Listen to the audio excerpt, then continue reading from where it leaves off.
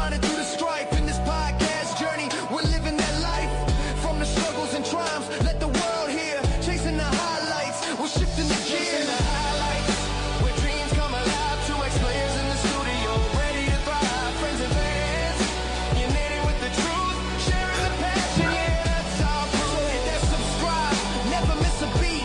Join the conversation, feel the soul of the street with laughs and insights.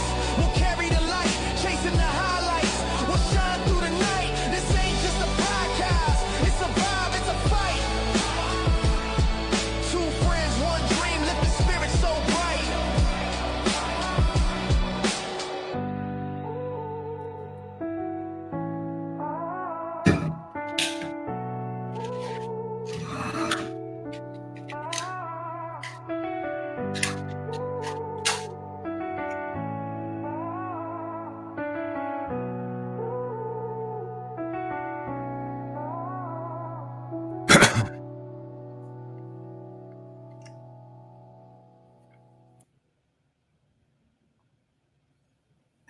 Hello, everybody. How you doing? Good evening, and welcome to our podcast, Lonnie and Tony. I'm Lonnie Washington, along with Tony Robinson. He's in Texas. I'm in Arizona, and welcome to our show. Tonight, we're going to be talking about what happened in Week 5, and then we're going to preview Week 6.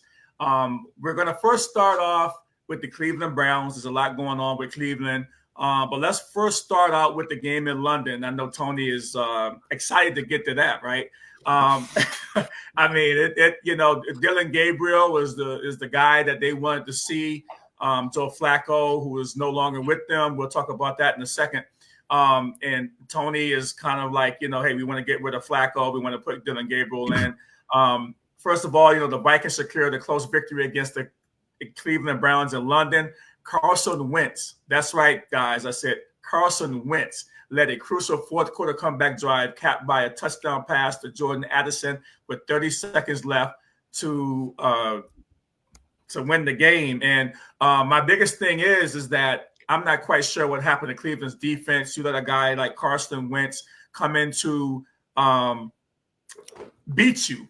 I mean, this guy has been irrelevant now for a couple of years. Even when he was with the Washington Commanders, I thought he was washed up.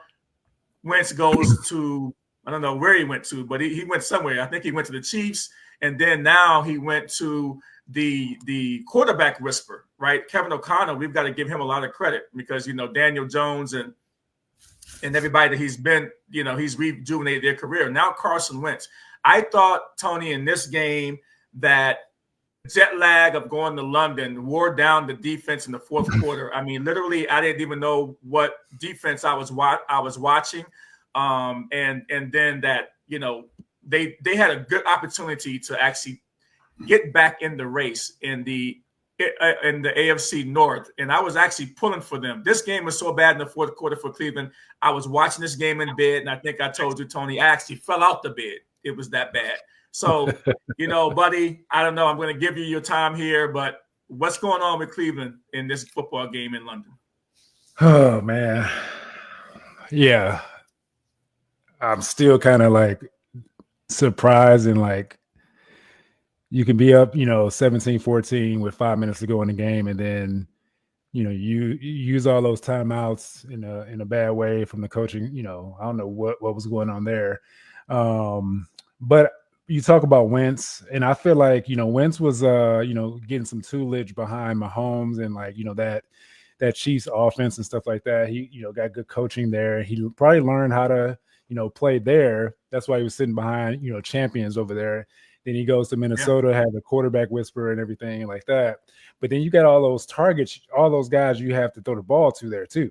It's not just Wentz doing what he did. He has a lot more players at his fingertips to throw. You can throw any pass to them and they're gonna go up and get it and make big plays. All you gotta do is give him a chance. And he's a veteran quarterback, and that's what he does. I mean, he's gonna do that. But he also does. He also runs the ball and gets hurt. Too. Because he was scrambling around, and he did get busted up scrambling around, but he stuck it out and came back in the game. So, I thought he was going to be out, and then we had a chance, but, he came back in and toughed it out, and, they did what they did. But I just feel like, just being, a true Browns fan for 45 years. It's just like the same old with the Browns. I say this all the time, and it's like we find a way to lose. Even though we played pretty good. Dillon Gabriel came in, did his thing. I feel like Dillon Gabriel, they had like a vanilla offense in. It wasn't like they were dinking and dunking still, but they still did enough to be in a position to win. That's the key that I want to take away. The positive I want to take away from it. It's not that we lost again and it was tough. But I feel like DG came in and managed the game properly, but he couldn't hit those long 15 yards plus accurately. And I feel like, Flacco getting traded opened the door for Shedeur to come in potentially here in the next couple games, depending on what Dillon Gabriel does in his next game.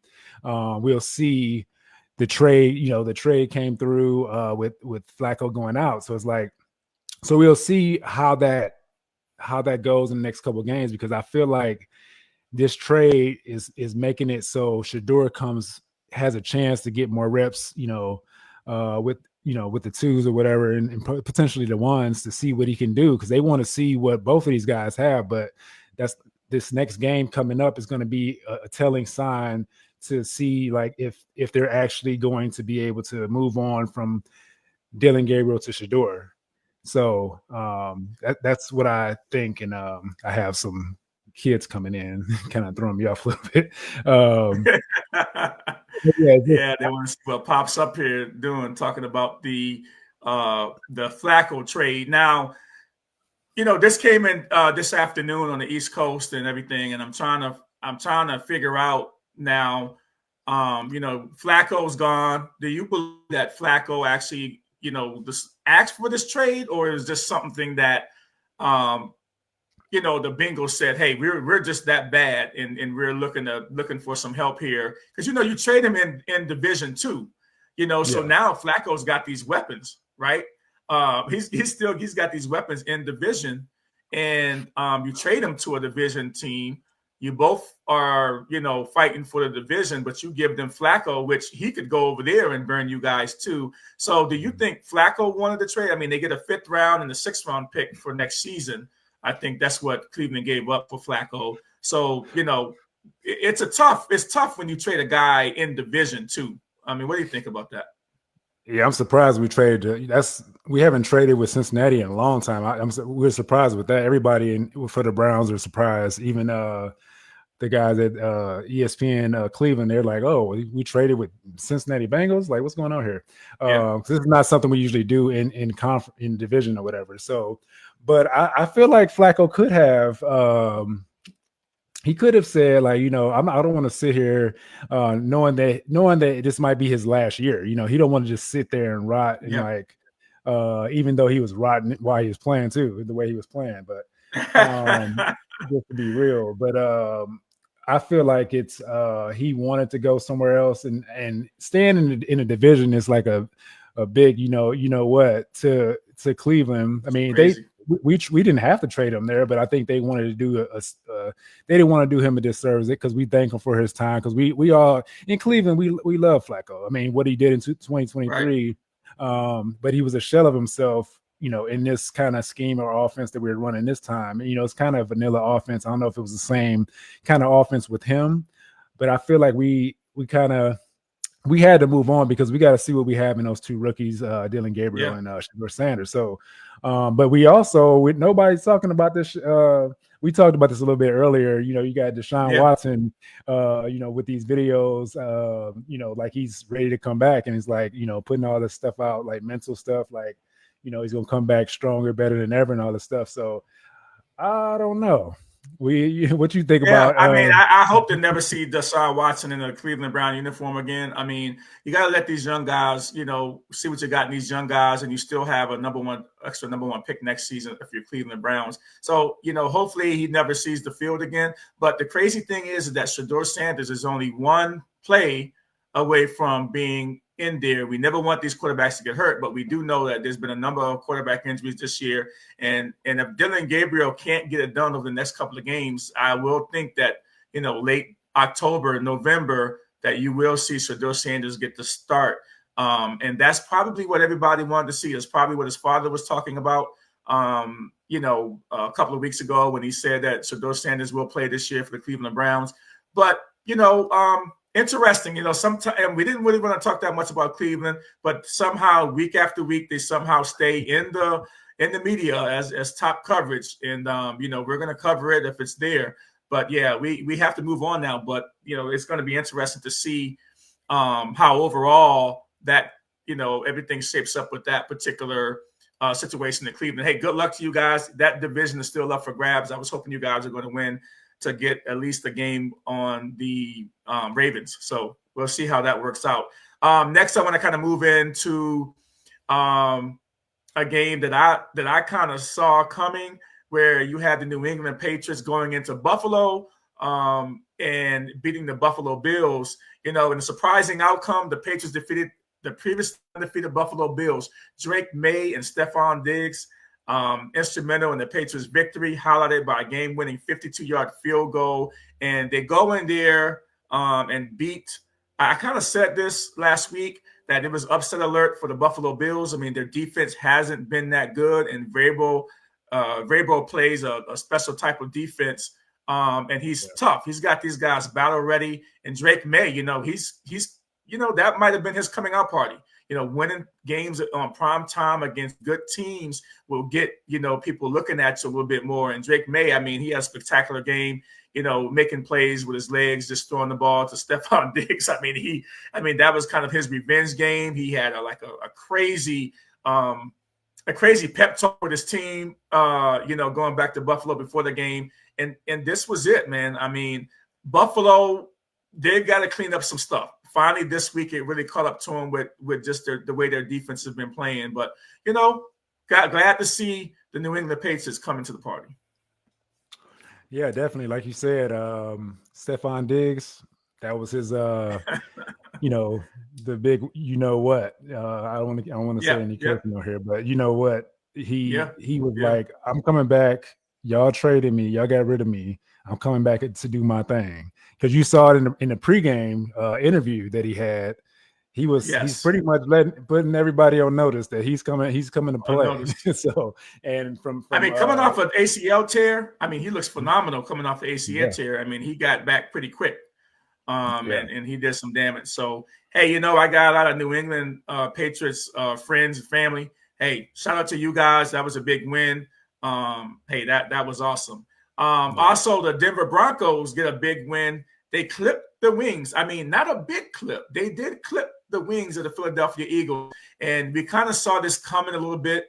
The Eagles have kind of been getting by with their defense and special teams. The Denver Broncos go in to win 21-17 in Philadelphia. The Broncos mounted a remarkable comeback, outscoring the Eagles 18-0 in the fourth quarter to secure the win. And in Philadelphia Eagles 12-game winning streak. And I don't know what to say about this game. This game was such a good game to see the Broncos defense come up big, and then all of a sudden they start cooking, right? They started cooking on offense, and you know what? 6 carries for Saquon Barkley. My boy Bill with the Commanders, I'm going to put up a comparison with Barkley. Not that he's on the level of Barkley, but this will go to show just what Barkley has done this year compared to my boy Bill Cross-Key-Merritt for the Commanders, playing half, or basically playing half the time that Barkley's in the game. Look at that stat. Okay, Saquon Barkley has 83 carries, 267 yards. And 4 touchdowns. He's averaging 3.2 yards a carry.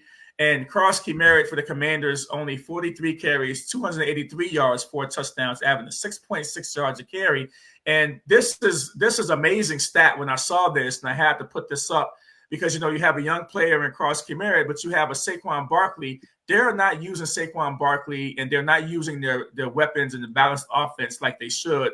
And this has been a problem for Philadelphia pretty much, the last 4 games, and finally playing a good defense and a really good offense finally caught back up to them in this particular game. Yeah, I feel like your best player, they got 2,000 yards the previous year. There's no way in a game like this that he only gets 9 touches. Got It's wild. 6 rushes and three catches. I don't know how many targets he got, but there's no That's way outrageous. that you like. Is this Super Bowl hangover? Like, it's still like, I feel like it's a Super Bowl hangover, or because the offensive line, it seemed like the offensive line isn't doing something right, but they got to figure this out because they're not even getting the ball to AJ Brown. I mean, you can say he's, No. people say he's crying, but it's like, if the run game ain't going right, you have to get the passing game going. Somebody got to get something going. Like, you can't not run the ball properly and not run, pass. I mean, they Hurts had 2 touchdown passes or whatever and did what he did. Got the ball to Devontae Smith, but like we talked about earlier, is there something going on with AJ Brown and Jalen Hurts? I mean, we don't know. It's kind of like what's going on here? That was kind of like personal. 2 years in a row, he's complaining about getting the ball, and it's like, you can say, oh, he's a prima donna, but it's like receivers want to help. They want to help their team win. Especially when they lose is bad. But when they're winning, I don't think you should be complaining as much, but because you're doing all you can to help the team win, right? But when you're losing, it hurts even more when you don't get the ball. Yeah. That's the key part to me, that I feel like why he's getting so pissed off, because he's like, in the games they lose, he's like, I'm barely getting any touches. I mean, he got 5 catches for 43 yards, but are those like late game, or like, I don't know, just 43 yards for this guy? 5 catches. He's only averaging 8. He's only averaging 8 yards a catch, and Devontae Smith is at 14 yards per catch in that game.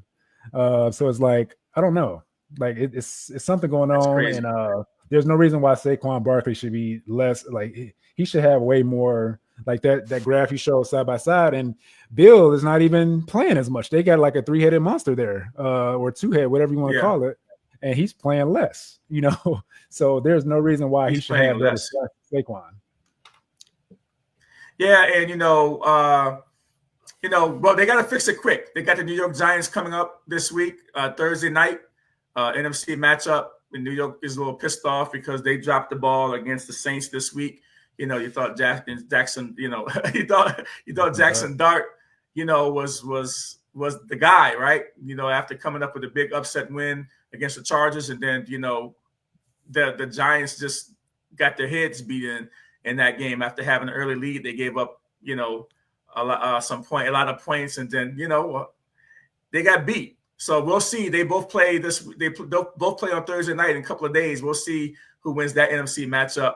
But, I got to take a quick second, even though this is kind of like not really relevant. The Tennessee Titans comes into Arizona with a rookie quarterback, 0-4, and beat Kyler Murray and the Arizona Cardinals 22-21. The Titans overcame a 21-6 fourth quarter deficit to defeat the Arizona Cardinals, ending a 10-game losing streak. The Cardinals' loss was marked by several critical errors, including Emari Demercado's premature celebration that led to a touchback instead of a touchdown. I mean, these guys here are getting paid good money to score touchdowns. All right, and you got a guy that this happened a couple of times already. It's already happened once this year, right? He runs into the end zone and drops the ball before he gets across and before the ball touches the plane, and he basically calls the Cardinals the game. But also on the sideline, Gannon, the coach Gannon, he kind of subs Demercado a little bit too, and then walks away. And then he had to apologize publicly yesterday about doing that. Now, I know the young fella, well, he's been in the league for 3 years. Demercado, he made a mistake, and he was feeling bad about it, and the team kind of rallied around him. But let's talk a little bit about the coach actually, touching a player. And, I know in the heat of the moment, I mean, when I was growing up and I played, high school and and Pop Warner, the coach will grab our face masks and sling us around and do this kind of stuff. But this is 2025, and these are grown men. And of course, DeMarcado could have handed Gannon, his what if he wanted to. But this kind of take me what you think about the whole situation that's going on in Arizona with the loss and also this incident. Well, I mean, I don't want to say anything bad about like the personalities and like the way these guys are nowadays, but I think they're a little softer these days. Like back in the day, we had to be like, we had that stuff done. It was nothing. It was, we didn't think nothing of it because that's just how we were coached, right? But now, like, it's you got all these cameras around, you got social media, all this stuff. It's more eyes on this stuff right now with the social media. Yeah. Back when we played, we didn't have all the social media and all that stuff, so they can do whatever they wanted. Like Bobby Knight in basketball, they had cameras on him, but he was like throwing chairs across, headbutting people and stuff like that. But now it's like you can't do this stuff because you're it's so many cameras and so many different takes on it. It's multi-millions of takes on what you just did, and you made as the coach, you made the team look bad. And I'm surprised that he didn't get fined or like they're not calling for his job right now because they had a big meltdown. I mean, I never want to call for a coach's job or any player's job, but in this situation, like you can't do that to a player. If a player can't hit you, you shouldn't be hitting a player. Because I know some players we want to like do some stuff to the coach because the way they talk to you, right? Mm-hmm.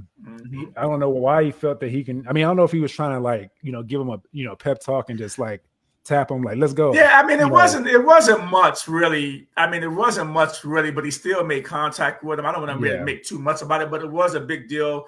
That everybody kind of made a big deal. The angle when you look from behind, it looked like he like punched him and it was like what's going on? Like the guy that was holding. I didn't see that angle. I just kind of saw the side angle. The angle we'll move on from it, but we'll move on from this. But a big win for the Tennessee Titans, and boy, things are getting hot.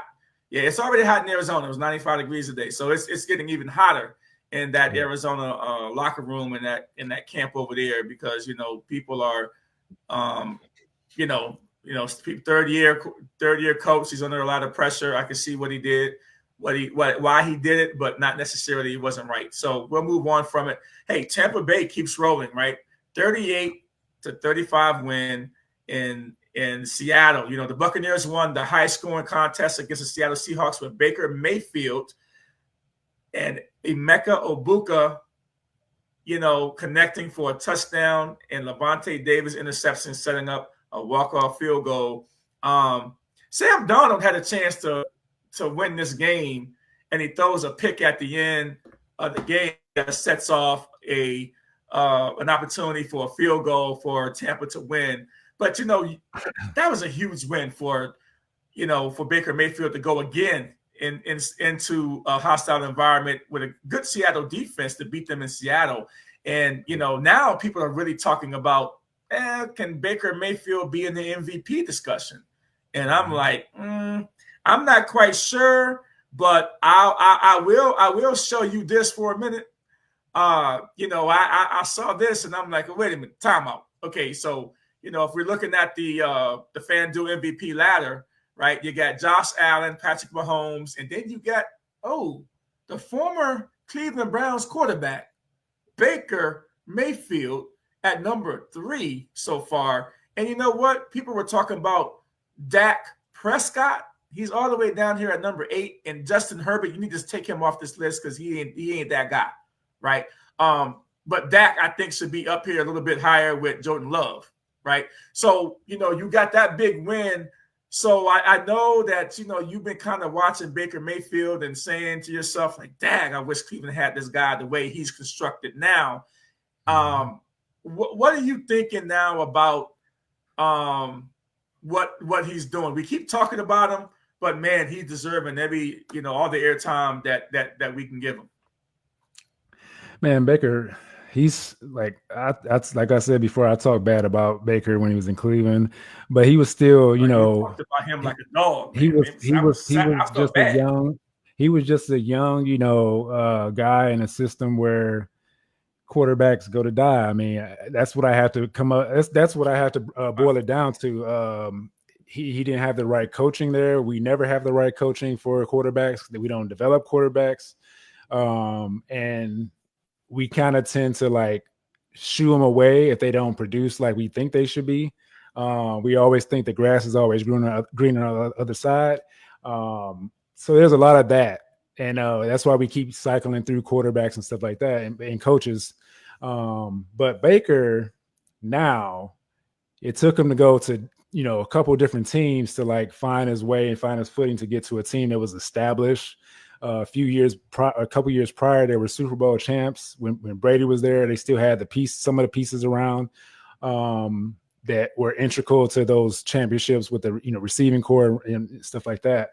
But Baker came into a situation where he has so many guys to pass to. He has a great coaching staff. They always have a solid defense. Not very great defense, but they always do enough to win games and stuff like that. So, but Baker, the MVP, he's an MVP like 1A, 1B to me with Josh Allen. Just my opinion, because of how he's going into these teams on the road. Seattle was a hard place to play. I went to a Browns game when they played Seattle a few years ago, and it is so loud in there. They're the 12th man for the NFL for a reason. They had 12th man in Texas A&M, but the 12th man in NFL is a real deal. When you go into that stadium, it's so loud, you can barely hear anything. So I don't see how he played through all that and to put up 30-something points. They came in ready, had a game plan in place. Everybody was on their P's and Q's on the road. Like that's, and it's once again with Baker Mayfield, he keeps doing it. And this is what I miss from. Which if he was in Cleveland, we would be probably undefeated right now.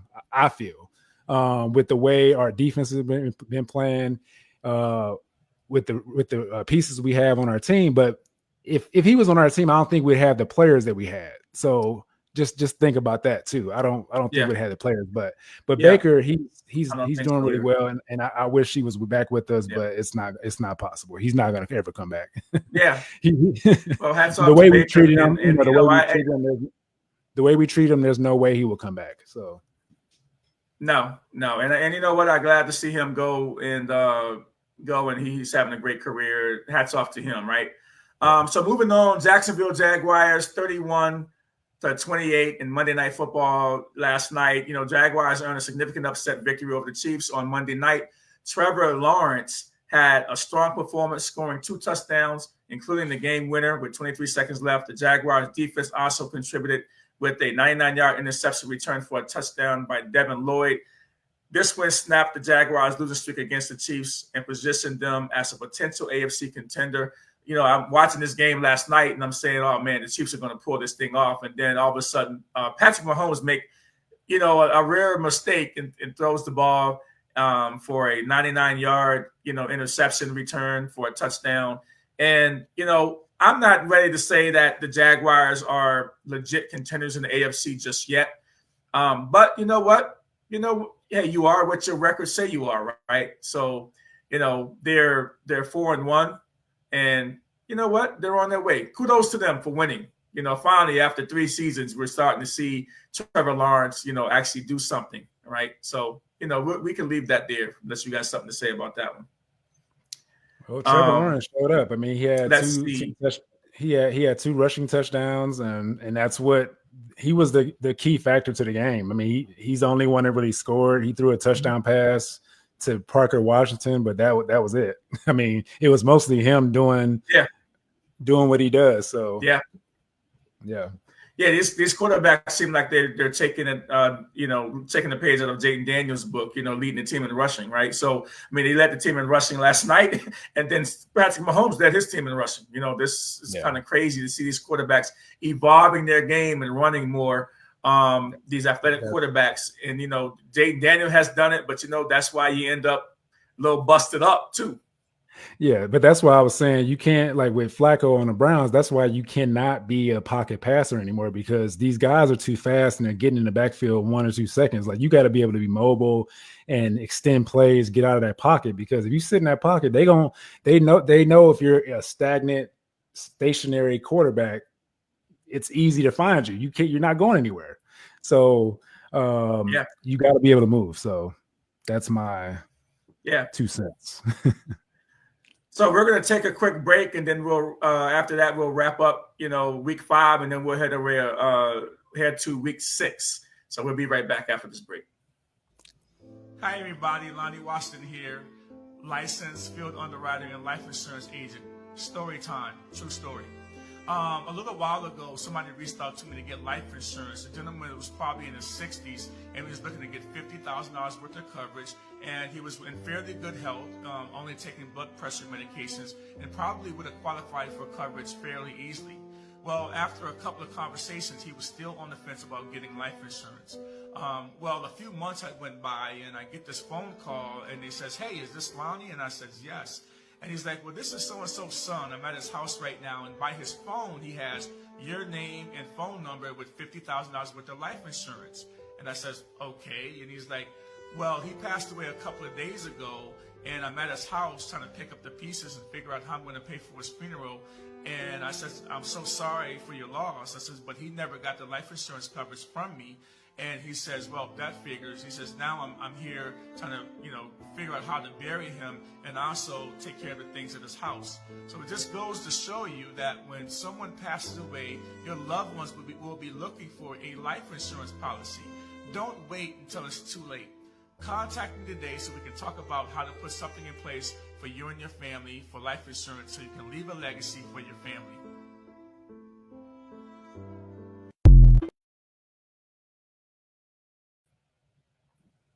All right, we are back. This is Lonnie Washington and Tony Robinson. We're talking NFL Week 6, and this is our weekly podcast here on Tuesday night. And so, thank you guys for popping in, whether you'll see this, on any of the different platforms. But tonight we're live on Facebook. So, finishing up on week number 5, my Washington Commanders, they get a big win traveling across the country to SoFi Stadium against the Los Angeles Chargers. We went 27-10. The Commanders overcame an early deficit by scoring 27 unanswered points against the Chargers. Jayden Daniels threw for 231 yards and a touchdown, and Ja'Cory Cross-Kameret added 2 rushing touchdowns. Bill, that's his name, in case you didn't know. I showed this stat earlier with Saquon Barkley, but this was a really good football game. We went down 10-zip early, and everybody was like, "Uh-oh." But I tell people, this is the difference between having a backup quarterback and your number one guy there. Jayden Daniels, you never feel like you're out of a game when this guy plays. Literally every game last season, he brought us back in 5 games. And then when we were down, he always brought us back. And everybody's talking about sophomore slump, but he missed 2 games with the knee injury. He had the brace on that if you watch that game, he was wearing a brace, but he was still rushing the football. He was still out there, playing, throwing deep balls. Deebo Samuel is amazing. And we're doing all this, without our ace, Terry McLaurin and, McCaffrey. Yeah, caught a 50-yard bomb. Welcome to the dance, buddy. Finally, you're coming in, you're stepping up to the plate. All that hard work that you did with Bijan Robinson and your brother is finally paying off. So I really appreciate that you're coming to the party, you're stepping up, you're putting the work in, and to see you catch that 50-yard pass and you're doing all kinds of other stuff on special teams for us, it really gave us a big boost. And so, you know what? I'm excited. I'm excited that that we won that game and that we got back in the win column. Our ace back, Jayden Daniels, got your jersey. You know what? Good job, Washington Commanders. You represented on the West Coast. And he went back home, had a lot of fans. That's where he's from, out that way. And, he represented. So that was a great game, big win for us on the road. Yeah. It's a good game, man. I wish I can celebrate like that. I mean, I can't celebrate. Yeah, I know you was like that. I mean, I'm like I have Ja'Cory Cross-Kameret Bill I had him on my bench. I had him on my fantasy bench. I had Henderson in, and I had Cook from Buffalo, and they didn't give them the ball for nothing. And you think that in those games you would get the ball, but Krosky Mary had like 27 fantasy points in that game, and I was like, oh, I was sitting on the bench. I was like, I needed those points to win. Yeah. But yeah, I picked him up because you told me to get him at the beginning of the season, so you already knew he was going to be a good player. And I tell you, yeah, keep playing him because he's, I think he's going to be the bell cow now, and he's going to probably get 15 to 18 touches a game, whether it's in the passing game or the running game. He's got to hold on to the football. He's got to keep improving in pass pro, right? Pass protection, because if you can't pass protect, they're not going to play you. But he showed some improvement. Good big win for them. I'm excited about it. I got to talk about this last game here. San Francisco 49ers on Thursday night. They go into to LA again at SoFi, right? Went 26-23. Despite numerous injuries, including the starting quarterback, tight end, and top wide receivers, the 49ers defeated the Rams in overtime. Mac Jones stepped in at quarterback and threw for 342 yards in the win and upset. And I say this is an upset because it's hard to beat the Rams there. With all the weapons that the Rams have, they go in there and they spank, all right? They put a spanking on the Los Angeles Rams, and hats off to Mac Jones. I mean, he probably made himself another $40 million moving forward after this season, because somebody's going to take him, or he's going to get traded, and somebody's going to pay him big money. Mac Jones, who? Mac Jones. Yeah, he balled out. But the reason why him and Kendrick Bourne had that connection, when Kendrick Bourne came, if you go back to his press conference when he came over back to San Francisco, he was talking about the Mac Jones connection because they played it in the Patriots together. Yep. And I believe in Jacksonville too, but they have a connection. So when he came back and the stars aligned where, those guys were hurt and he had a chance to show out, he had 10 catches for 142 yards. So Kendrick Bourne has an opportunity to carve out some more playing time if once those other guys come back. But I feel like Purdy needs to get his stuff together, or they may move on to Mac Jones because he's hot right now. Yeah, I was kind of mad because Kendrick Bourne he came to visit Washington like 3 weeks ago, and because we had some injuries, and we wanted to sign him, but he wanted to look at wait a week or so, find out where his best opportunity to play was. He didn't really realize that Terry was going to get hurt and stuff like that. But I don't know why we let this guy out the building, because he looked like he was energized and stuff. And of course, that connection with Mac Jones, like you just said, is probably one of the reasons why he wanted to go to San Fran. But hey, your money goes a little further in the Virginia area than paying all those taxes and living in the Bay Area. So this, I don't know what he was thinking, but you know what? He made the best of it. 142 yards receiving on 10 catches. He probably saw that McCaffrey was there. He's like, I don't got a chance with McCaffrey there. He knew McCaffrey was doing his thing. Oh man, come on. It's crazy. It's crazy. So, we're going to move on now to week 6. And boy, week 6 is going to be an interesting week. A lot of things going on in week 6.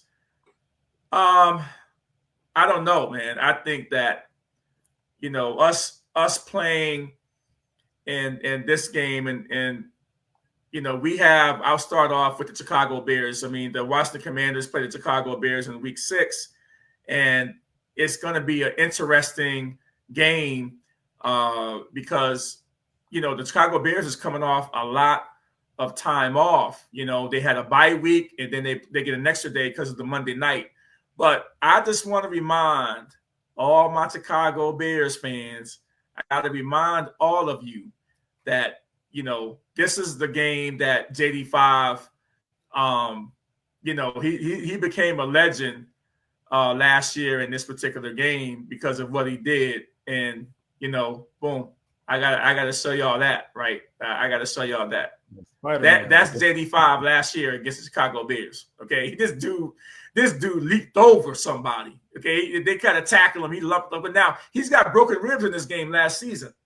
his ribs are broken, and this is what he did, and I have to give my hat off to him because he went off last year. So yeah, I think this game is going to be a really good game. I think that of course the Chicago Bears they want to win, man. Man, it's going to be a good game. That's why I got my black jersey on, because this Chicago Bears week. I know my brother and a bunch of friends love the Chicago Bears, but y'all ain't coming in and getting us. We gonna get that win. We gonna get that dub. They trying to come back and get that get back. They trying to get that get back from last year. they saying y'all got lucky last year. Yeah, that's what they saying. We gonna get them. I think Caleb Williams gonna have a big game.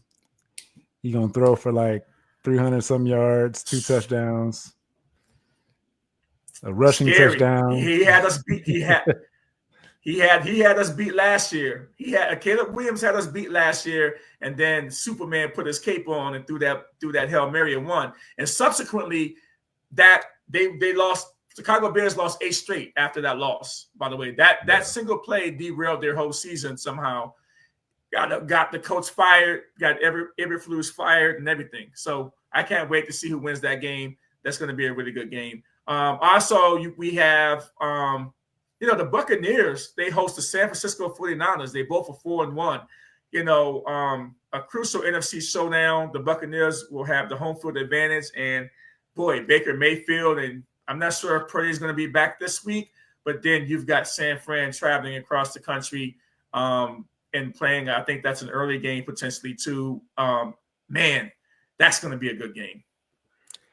Yeah, I mean, I thought that the Seattle Seahawks will be able to stop Baker Mayfield and that high-powered offense right now, but I don't see anybody going into Tampa Bay and doing anything either. I mean, the Tampa Bay Buccaneers went on the road to Seattle and just took that win. I don't see San Francisco doing that. I don't see San Francisco doing the same thing they did on the road that they did at home the last game, but. I don't know. I can't call this one, but I got Tampa Bay winning this game because the Baker the Baker effect. It's the Baker effect. Yeah, it's going to be a good matchup. I mean, I can't wait. I'm going to be juiced up, because my game's not till Monday night. I'm going to be able to watch all these good games on Sunday.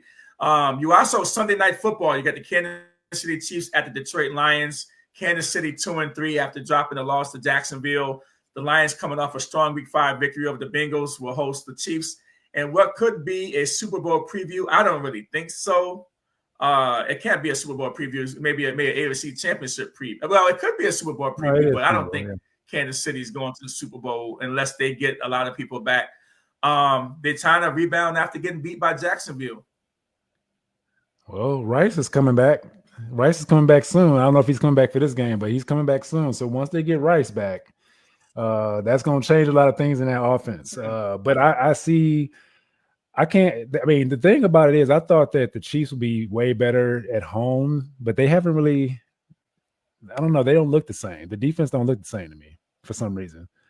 I feel like the Lions outside of Kansas City don't look the same, but I mean, I feel like the Lions are going to go in coming out of the dome though. That's kind of hard to me because they usually these teams that come out of the dome don't play very well, but they showed us, I think last game they played. Kansas City they're at Detroit, so they're in the dome. It shows that it's. Are you sure? Kansas City right at Detroit. Am I right? It's in Kansas City. It's in Kansas City. So, really? Yeah, it's in Kansas City. Oh, okay. So that's why I say when you got that crowd behind you, but the defense has been playing like they usually play at home this year. So I'm trying to see how that's going to show up against the Lions, a high-powered offense. Lions offense. I don't feel like they're going to be able to stop that Lions offense because once the running game gets going, passing game starts picking up. They have a lot of weapons. It's going to be tough for them to stop the Lions.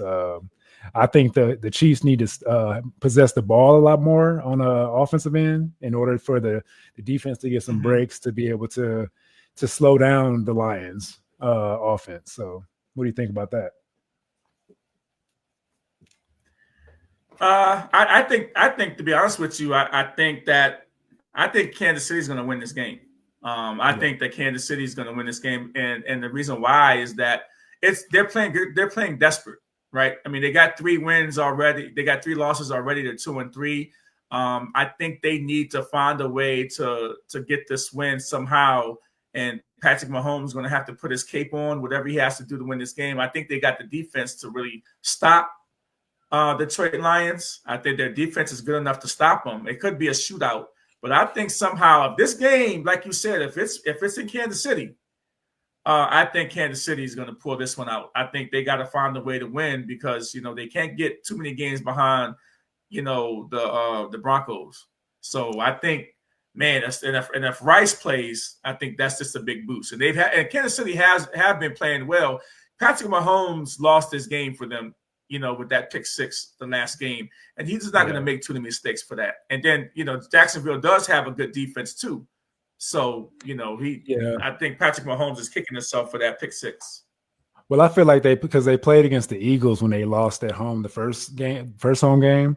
But that's a different kind of team than losing to the Ravens beating the Ravens at home, because they beat the Ravens at home 37-20. But it's a different kind of Ravens team, so they're not the same team anymore. So we'll see what they do against the Lions, because I mean the Lions offense is better than the Eagles to me this year. I feel like they have to be able to stop them. I don't know. It's gonna be hard because our defense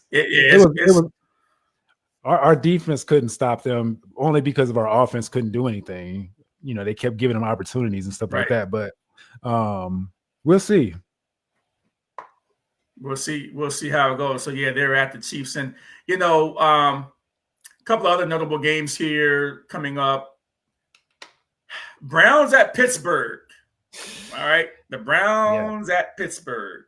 Pittsburgh is coming off of a bye week, right? This is the division game. Pittsburgh's defense like to get them turnovers, right? And they've had a whole week plus to prepare for Dylan Gabriel, and I'm a little worried for the young fella. Against that Pittsburgh defense at Pittsburgh. They haven't seen the full offense. They gave him a vanilla offense, Dylan Gabriel, so they don't have a lot to see. Just to be real, because from our game, we didn't do much. It was a lot of dink and dunk. Like, I don't even think they gave him 30% of the offense yet.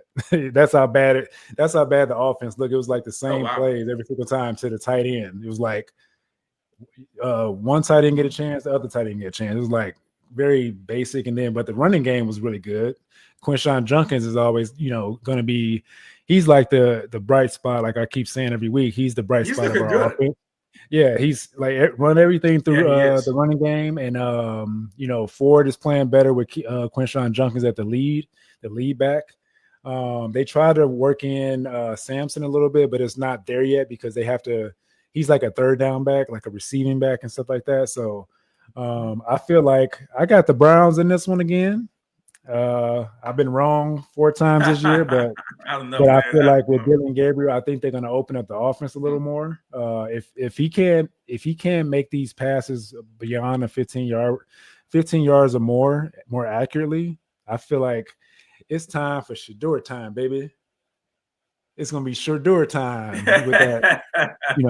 I'm wrong. I got to get the watch on this side. You're going to keep going through quarterbacks.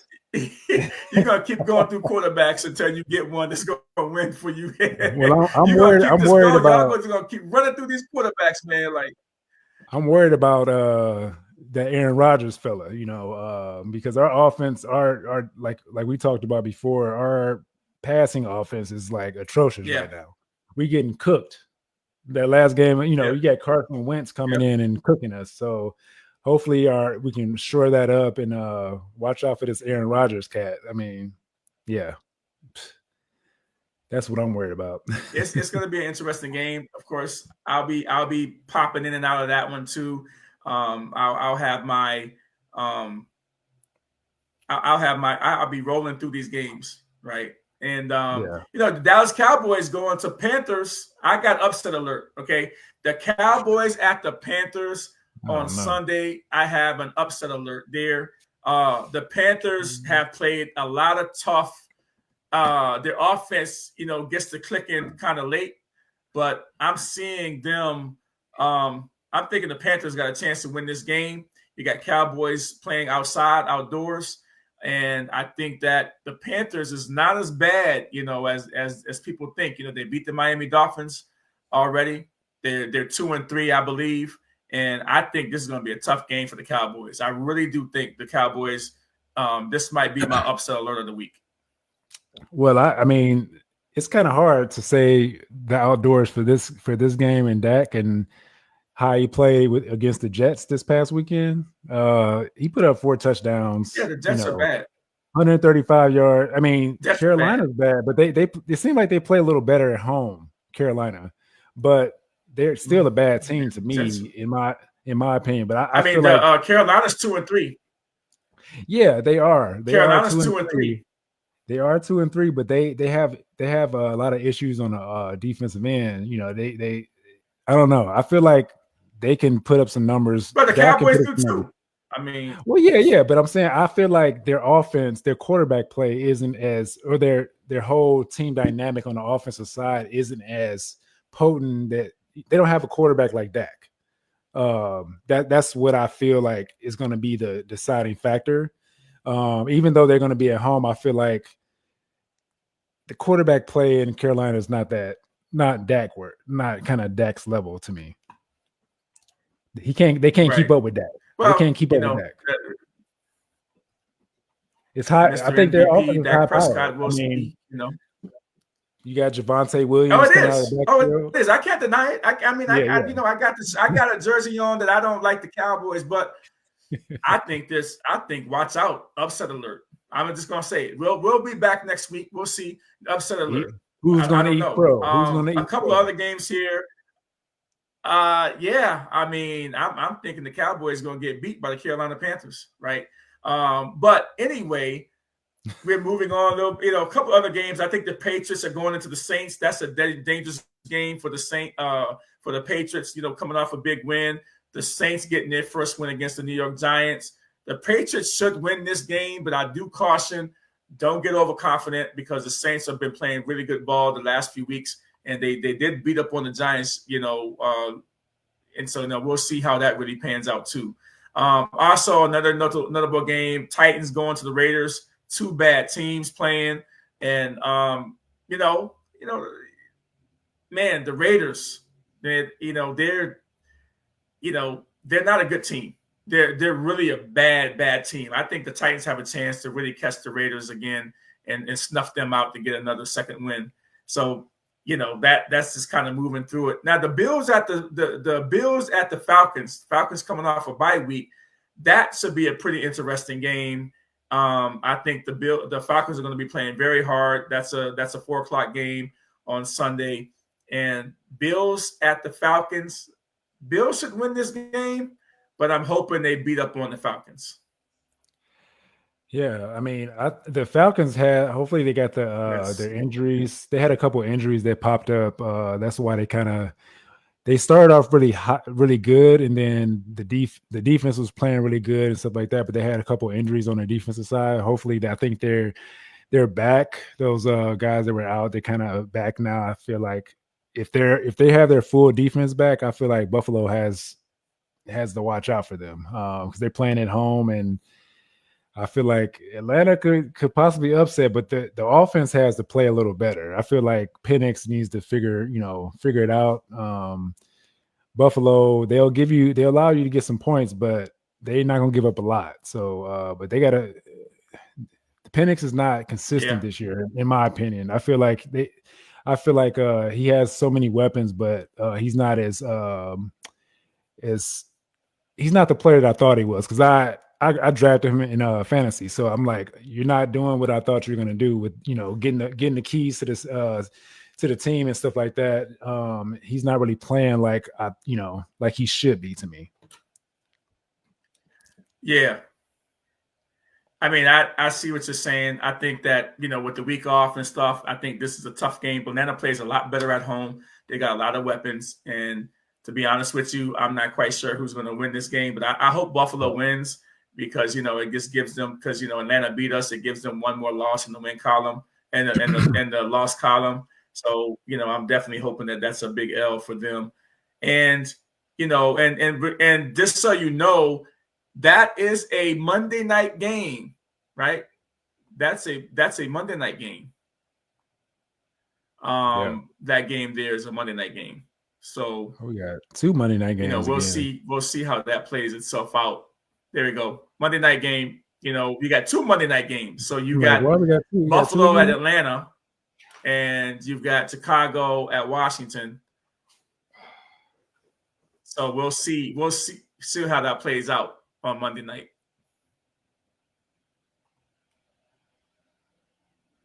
Yeah, so we'll see how that plays out on Monday night.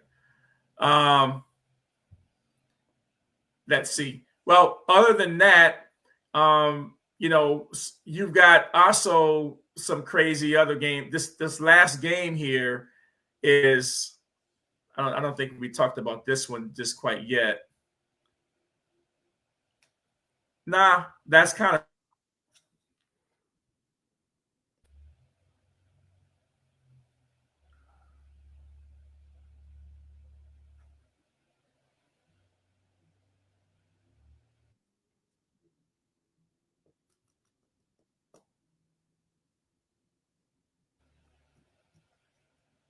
look like we're having some technical difficulties here. Yeah. Kind of happens when you're doing a live stream. Right. Yeah, dealing with a live stream and kind of get these kind of technical difficulties. Hopefully it clears up here shortly. And one dropped off. It's like we're on a Zoom call. I think we're back in. Yeah, we're back. Okay. Technical difficulties, this kind of stuff happens with live. So we're kind of finishing up here too. But we also have the Seahawks at Jaguars. Man, that's going to be another good game. Seahawks at Jaguars. Man, it's hard to call that, flip a coin. But again, we'll see what the Jaguars are made of if they can get this one here at home. Yeah, I got Jaguars at home because I feel like Sam Darnold's going to be Sam Darnold. He's going to go back like on the road. I don't know. I feel like Jacksonville can do this at knock them off at home. I think they have some issues at running back in Seattle. Walker, he plays okay at Spurs. Then sometimes he kind of goes back into his. I don't know what's going on with them. I feel like I got Jacksonville in this one. I think Jacksonville is going to show up. The defense is going to show out because they're running high for that win this past weekend, and I feel like they're going to keep it going to get some consistency going. Yeah. Well, you got our last game here. You got the Eagles traveling just a bus ride down to New York, right? Just to hit the New York Giants, try to beat the New York Giants. And this is a Thursday night game, a couple of days from now. I'm excited to see this game. You got 2 NFC teams. I'm rooting for the Giants, right? Because I know that gives the Eagles another loss in the loss column. And going into that game with the Bears on Monday, it would be nice to know that, we can get a share of the NFC East lead if the Eagles lose to the New York Giants. But this is also another dangerous game for the Eagles. The Giants actually play well at home. Their defense is still good, right? And if they don't get their act together, the Philadelphia Eagles, the Giants could very well beat them on a short week. So we'll see what happens with that. With the new, Jackson, hey, hopefully he plays better at home. What do you think? Yeah, I feel like you said, Giants play really well at home, and I feel like they're going to play up for this game because, you got the defending champions. You got a rookie in Jackson Dart. From his first game he played, he only had like 20 passing attempts, but then they kind of added more to his plate in this past game, and it's kind of like, okay, we got to manage the game a little better. But I feel like in this game, they're going to try to manage the clock a little more and hold the ball, possess the ball a lot more.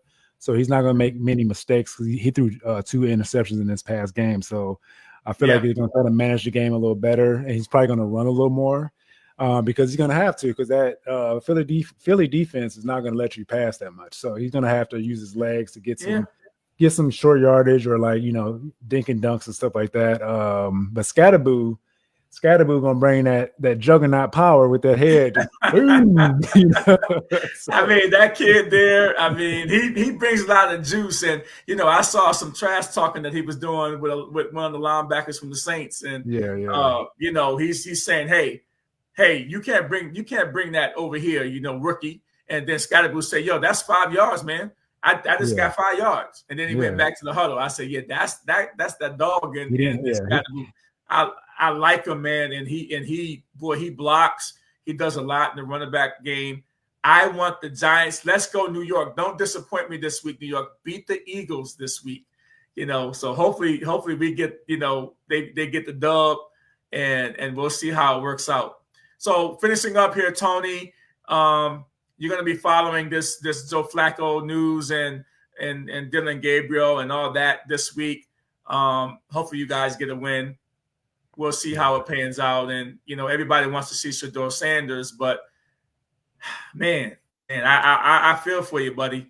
The quarterback carousel is a tough one. And, the Cleveland Browns, man, y'all need to find out who your quarterback's going to be.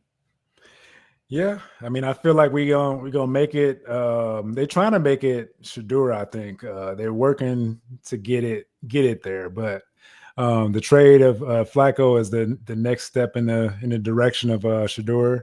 But I feel like I'm gonna still hang my head on Dylan Gabriel right now because I feel like Dylan Gabriel he's our QB1. So I support whoever the QB1 is. I'm not gonna play sides. I want Dylan Gabriel to do well because I like him as a quarterback. I just wish he was a little taller. I mean, just not to be size shaming or whatever, but I feel like if he was taller, he would be a great quarterback. And this wouldn't be an issue. We wouldn't be talking about it. And I feel like Shedeur wouldn't probably get drafted by the Browns if Shedeur was taller. I mean, that's what I feel. But I feel like Dylan Gabriel can get the job done this week. Because Pittsburgh has been they struggle a little bit on defensive side. They're not the same Pittsburgh Steelers that we known in the past. So we'll see. We'll see. So, yeah. We'll see. All right, guys, this is going to take this is the end of our show. Week 6.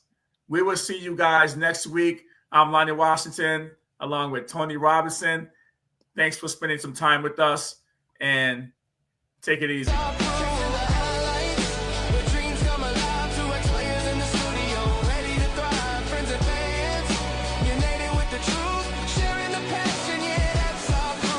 Treasure the legends, those who paved our way. In every single chapter, we're here to stay. Breaking down plays, had a vision so clear with every podcast session. We're spreading that cheer from street courts to arenas. We'll raise our voice, telling the life lessons, giving fans a choice. It's more than just a game, it's the culture we embrace. Every laugh and every tear, finding our place. So we bring the heat.